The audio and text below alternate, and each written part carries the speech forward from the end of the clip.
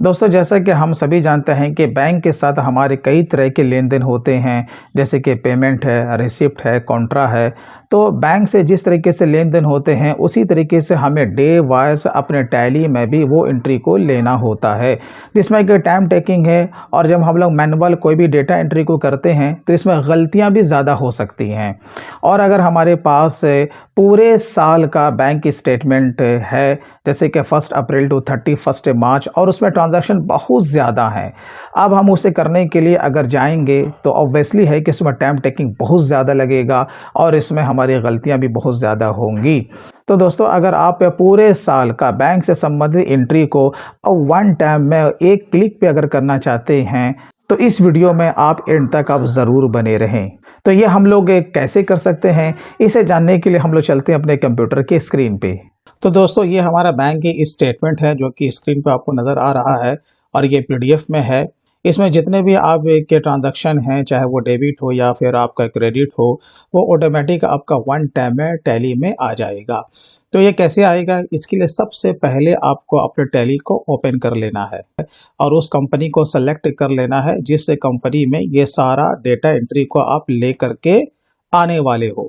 तो एंट्री से संबंधित जो भी आपके लेजर है, मास्टर्स है, आप उसे पहले भी क्रिएट कर सकते हो। जैसे कि मैंने टैली में यहाँ पर कुछ मास्टर को क्रिएट करके रखा है, नहीं तो बाद में भी आप इसे ऐड कर सकते हैं। आपको टैली को ओपन ही रखना है, इसे आपको विंडो से क्लोज नहीं करना है। उसके बाद आपको क्या करना है कि जो कि सोवित का ऑफिशियल वेबसाइट है, आपको उस पे चले जाना है। मैं इसका लिंक अपने वीडियो के डिस्क्रिप्शन में दे दूंगा। आप वहां से सिंपल वे में जा करके आप इसे विजिट कर सकते हैं। इसमें सबसे पहले आपको साइन अप करना पड़ेगा। जैसे ही आप लोग साइन अप पे क्लिक कीजिएगा तो यहाँ पर आपको अपना छोटा सा इन्फॉर्मेशन यहाँ पे देना है रजिस्ट्रेशन करने के लिए। जैसा कि पहला फर्स्ट नेम है, लास्ट नेम है, आपका ईमेल आईडी, आपका मोबाइल नंबर और जो भी पासवर्ड आपको पुटअप करना है, वो पासवर्ड को पुटअप करने के बाद आपको रजिस्टर पे क्लिक कर देना है। तो सिंपली आपका रजिस्ट्रेशन इसमें हो जाएगा। उसके बाद हम क्या करेंगे, साइन इन करेंगे। तो जो ईमेल आईडी या मोबाइल नंबर आपने वहां पर पुटअप किया था और जो पासवर्ड आपने रखा था, उसे आप लोग देंगे और साइन इन पे आप लोग क्लिक कर देंगे। तो जैसे ही आप लोग इंटर करेंगे, कुछ इस तरह का डैशबोर्ड आपको यहाँ पे दिखेगा। दोस्तों, जैसे कि आप लोग यहाँ पर देख सकते हो कि यहाँ पर आपका बैंकिंग भी है, सेल्स भी है, परचेज भी है। इसका ये मतलब है कि इसमें केवल आप बैंक से संबंधित एंट्रीज ही नहीं, बल्कि आप सेल्स रिटर्न, परचेज रिटर्न, सारे तरह की एंट्रीज को आप इसमें वन टाइम में कर सकते हो। इसी डैशबोर्ड के नीचे में यहाँ पे आपको दिख जाएगा टैली कनेक्टर। तो सिंपली आपको इस पे क्लिक कर देना है। क्लिक करने के बाद यहाँ पे आपको 64 बिट और 32 बिट करके ऑप्शन आपको दिखेगा। तो हमारा 64 बिट है, तो सिंपली इस पर हम लोग क्लिक करेंगे और उसे डाउनलोड कर लेंगे।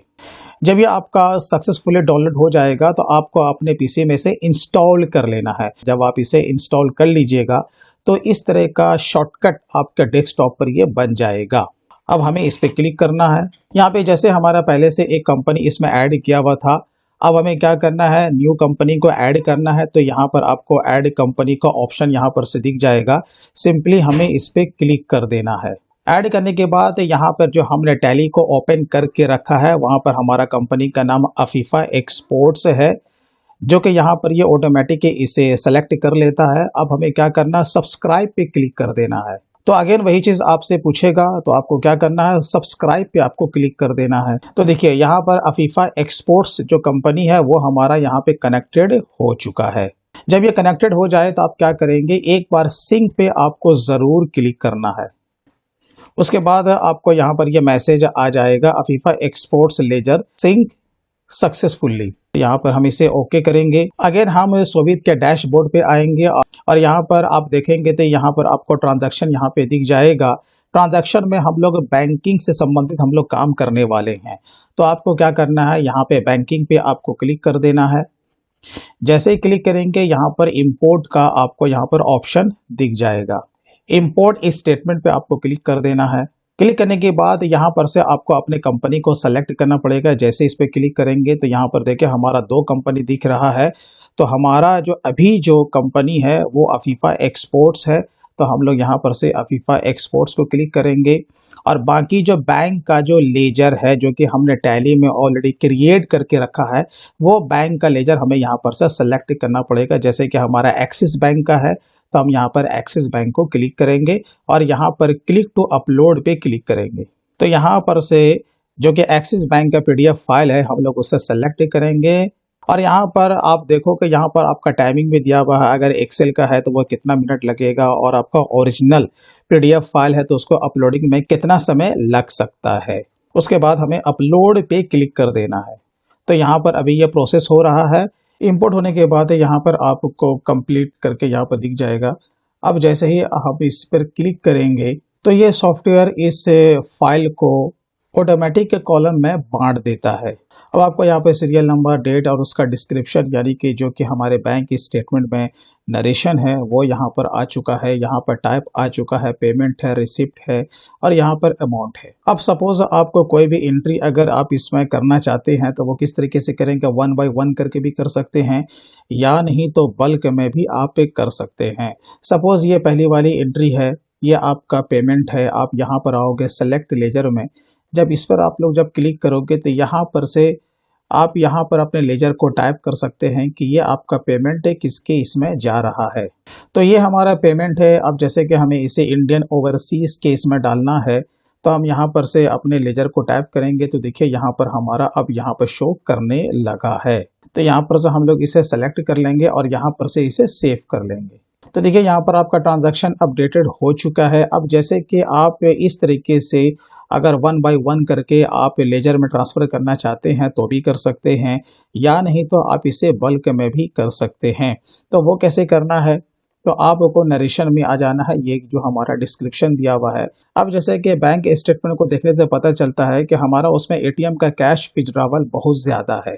तो मैं यहाँ पर एटीएम में टैप करूँगा तो यहाँ पर जितना भी उससे रिलेटेड एंट्रीज हैं बैंक स्टेटमेंट में वो हमारे सामने यहाँ पे आ जाएगा। तो आपको यहाँ पर पूरे को सेलेक्ट कर लेना है। उसके बाद आपको यहाँ पे आना है और यहाँ पर से आपको जिस लेजर में इसे ट्रांसफ़र करना है वो लेजर को आप यहाँ पर से सेलेक्ट कर सकते हैं। जैसे कि मुझे कैश लेना है तो हम यहाँ पर से कैश को लेंगे और उसके बाद हम इसे सेव कर लेंगे।